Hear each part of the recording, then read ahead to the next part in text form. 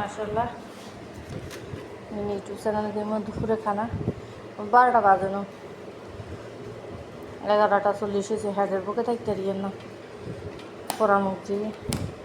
মরক খুঁজছি যে মরক পোড়া তারপর দিই এদিকে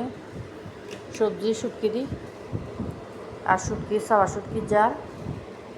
সাদা ভাত ইউটিউব চ্যানেলে দিই মাঝে ভিডিও করতে আর না জায়গায় যে 3 দিন মোবাইলে অশান্তি আছে এই যে